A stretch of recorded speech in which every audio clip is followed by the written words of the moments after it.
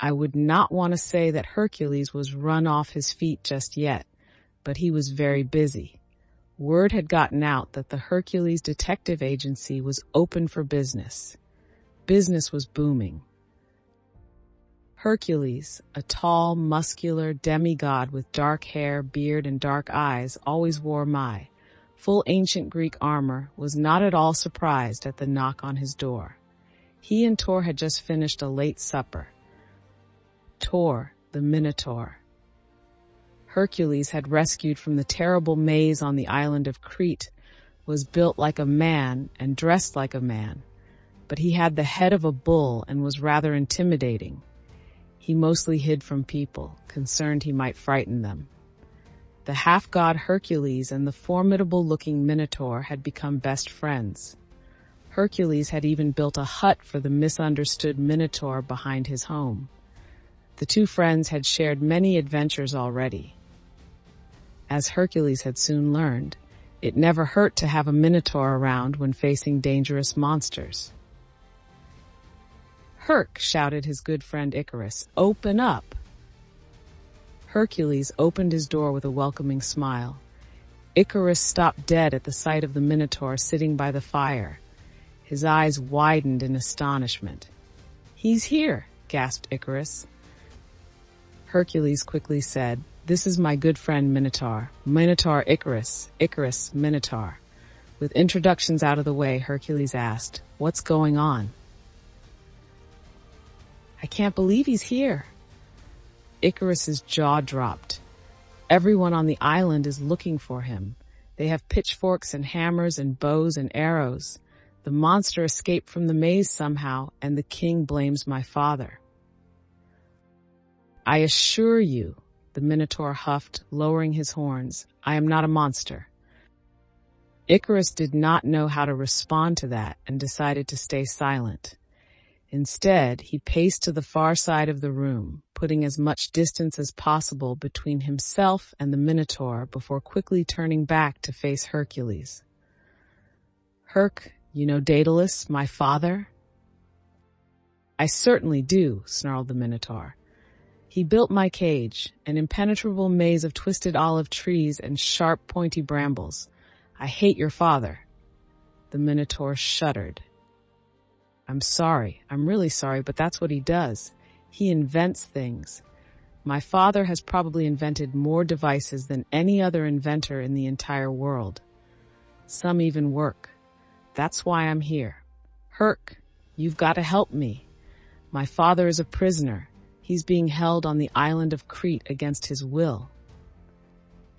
"Icarus, come, sit down, take a deep breath, and tell me what happened." Icarus dropped into a chair and sat tensely on the edge of it. "It all started when those awful Athenian children came sightseeing on Crete. You know those Athenians. They're always causing trouble. First, the children were there. The next day, they had disappeared.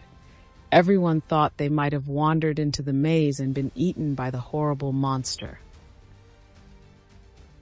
The Minotaur rolled his eyes and snorted. "Did anyone mention the princess?" questioned Hercules. "No, why would they? Nobody has seen the princess for a while, but that's normal. She's usually on the other side of the island, staring out to sea, wishing she could get off the island and never return. She's not very fond of Crete, or her father, or anyone really." As Hercules and the Minotaur both knew, the children and the princess were no longer on the island. Hercules had helped them escape, but that's a story for another day.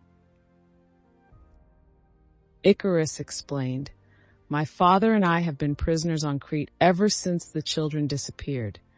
The whole island keeps waiting for warships from Athens. So far, it's like they don't know their children are missing. Maybe they haven't noticed yet. Whatever the case, my father keeps trying to find a way to escape. One day he noticed birds flying overhead. It gave him an idea for a new invention. My father had me gather all the bird feathers I could find. He glued them together with wax and secretly made 2 pairs of wings. "Wings!" exclaimed Hercules. "What a great idea!" We were waiting for nightfall to make our escape when two guards spotted the wings. They grabbed them for themselves. People saw them flapping about, flying overhead. You can imagine what happened. These people jump over bulls for fun. Icarus shuddered. It was horrible. No patience. Every single one of them insisted on wings immediately. They didn't even help collect feathers. It was all up to me. The worst part was that once they flapped their wings and took to the sky, they could see below them. They could see that the maze was empty. No grave, no carcass, no bones, and most of all, no monster. People panicked. A horrible monster like that, running loose. "Hey!" snarled the Minotaur. "Hush," Hercules told his friend. "Let him talk." "That's my problem." Icarus leaped out of the chair. "I need you to convince the people of Crete that the monster, the Minotaur, is dead, and help my father and me escape once I go back. I used the only pair of wings my father managed to hide to get here, the last pair of wings that still work. But I have to go back or King Minos will punish my father for my leaving." "You have only the one working pair?" Hercules asked again. "Those wings don't last very long. The wax melts and they fall apart. Of course, the people expect my father to simply make more. How many feathers can one man gather?" Hercules grinned. "Then I have an idea." He studied the Minotaur. "I do not like that idea. Whatever it is, I won't do it," the Minotaur cautioned. Hercules laughed. "I wasn't thinking of you." "Good," growled the Minotaur. "I was thinking of Pegasus." Pegasus was a magical flying horse. He was also one of Hercules' closest friends. His wings are not made of wax. He can fly really high and really fast. "You are absolutely positive that you have only one pair of working wings right now?" Hercules asked Icarus again. "I'm positive. People have tried to make them, but only my father's wings work. He really is the best architect in the world." Hercules rubbed his hands together. He laughed. "This is going to be so much fun. I know exactly how to solve this. We need to drop the Minotaur into the ocean from a very great height while everyone on the island is watching. Stop glaring at me, Minotaur." "Drop me in the ocean?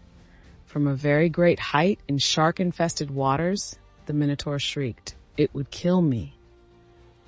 "Not if we use nets," Hercules reassured him. "I'll have Pegasus lift you up and drop you in the ocean far from shore, behind some high rocks if possible, so people will think you died from the fall or drowned in the ocean. It doesn't really matter." "Not to you, perhaps," the Minotaur snorted. "We're going to need a boat," Hercules realized. "Prince Theseus of Athens has a whole fleet of boats. He owes me a favor." Theseus, once the prince, now king of Athens, gladly loaned Hercules a boat and nets, provided he got two with him, as it sounded like a great deal of fun. Prince Theseus had never met the incredible Pegasus, the flying horse. He was quite excited about the opportunity. Things went off exactly as planned. Even better, as the Minotaur screamed all the way down when Pegasus dropped him from a great height into the nets below. It was most convincing. King Minos was broken-hearted, but cheers went up all over Crete as word spread that the horrible monster was dead. On the boat ride home, Icarus and his father kept thanking Hercules over and over as they sailed back to Greece. Icarus's father, the famous inventor, promised Hercules one future invention in payment for being rescued. Icarus and his father were a bit star-struck with the presence of King Theseus, but soon realized he was a great fellow, in spite of being a king. They thanked him over and over, too. They would have gratefully thanked the Minotaur as well, but the Minotaur was pouting at the far end of the boat and refused to talk to anyone. Hercules called this case the very inventive rescue and filed it proudly away with a rapidly growing stack of case files from the Hercules Detective Agency. Keep up to date with our hero, Detective Hercules, and remember to like and subscribe as the channel expands.